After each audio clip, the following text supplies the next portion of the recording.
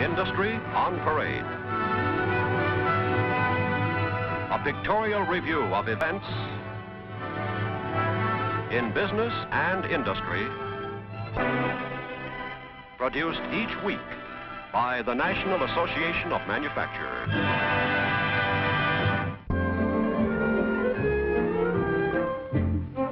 Here's a scene that has long since ceased causing any surprise. The women folk washing dishes made of plastic, dishes that bounce when they drop to the floor. Hard to realize it, but it was only 10 years ago that the first pound of polyesterine plastic was sold. And it was sold by Arnold Martinelli at Left, at that time a salesman for Monsanto, and now the owner of his own firm, the Rogers Plastic Corporation of West Warren, Massachusetts. In a 10-year-old industry, a 6-year-old firm is a veteran, and already Rogers is a leader in the production of household wares, which are molded on machines like this under a method called jet injection. The molten polyestyrene is forced into precision molds under great pressure and immediately hardens into the exact shape of the mold. Mr. Martinelli, who himself operated the first machine his company bought, can still hold his own on the production line, and occasionally does. Here we see coasters being packed for shipment, and in a matter of minutes the line could be producing water tumblers or tomato slicers, bread boxes or pitchers. It's this rapid adaptability, together with the attractiveness, usefulness, and low cost of the plastic itself, that has made this industry one of the fastest growing in the nation's history.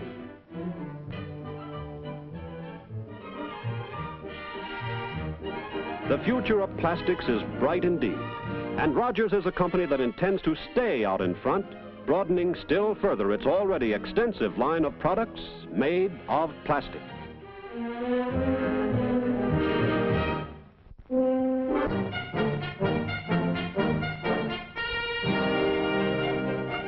Hard to believe, but here's a factory in New York City that can turn out 5,000 tanks and 10,000 jet planes in a single day.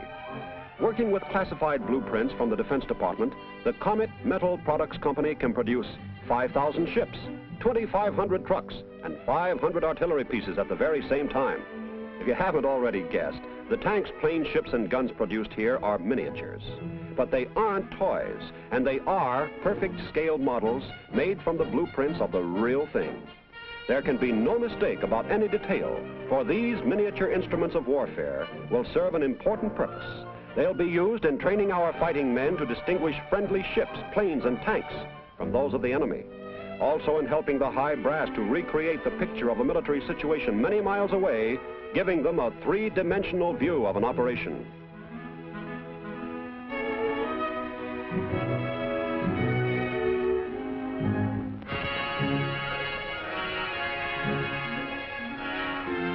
During World War II, the little Comet Metal Products plant was under a 24-hour security guard, and the precautions once more are beginning to tighten up.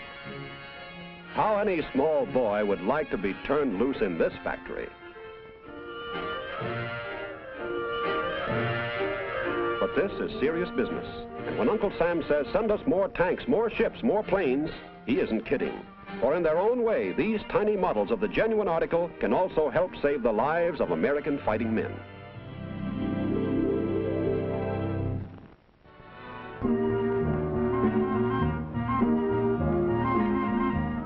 The National Plastic Products Company plant at Odenton, Maryland. A firm that plays one specialized part in the manufacture of a product that makes life a little easier and better for all of us. Arriving at the Odenton factory daily come tons of a white plastic powder called saran, made from petroleum and brine pumped out of deep underground lakes in the south. The Dow Chemical Company produced the saran powder. Now, National Plastic Products will further process it, add pigments, and extrude or spin it into a fiber that can be woven like cloth. Here, National Plastic Products will not do the weaving. It sticks to the job it does best, leaving earlier and later phases of the manufacturing operation to firms that have the expert know-how in those fields. Out of the extruders come heavy strands of plastic, which cooled in water and drawn out, become thinner and thinner. Finally, the saran becomes a strong filament, 15 thousandths of an inch in diameter. It can now be handled in much the same manner as you would handle thread, but its color is built in, and it has uses to which thread could never be put. Now it moves on to another city in another state for the next step in its development. The Lumite division of the Chicopee Manufacturing Corporation of Georgia is the company that finally transforms the saran into products that will be used by the consumers. First, some of the fiber is rewound onto bobbins that will shuttle back and forth in the weaving to make the cross strands. Other spools are put on a creel to be rewound onto much larger rolls. They'll feed the fibers that run longitudinally. Chicopee has had long experience as a manufacturer of cotton cloth, so the changeover to weaving plastic fabrics was accomplished with a minimum of confusion.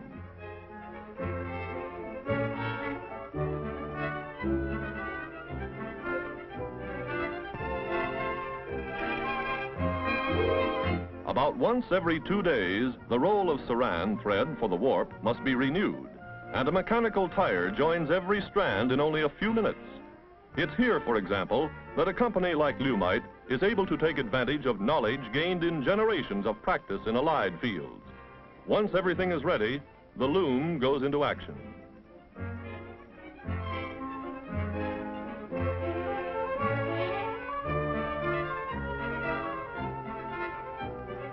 And the end product, not cloth as you think of it in this case, although elsewhere in the plant the plastic is woven into fabrics for a variety of uses. This is insect screen cloth, with some surprising advantages over the usual screening materials. Completely rust and corrosion resistant, it requires no protective painting, since its color is built in. Strong, light, and taut, the armed forces preferred it above all others during World War II, especially in the tropics. Now, even when used in areas right near the water, it's doing a standout job for the American homeowner.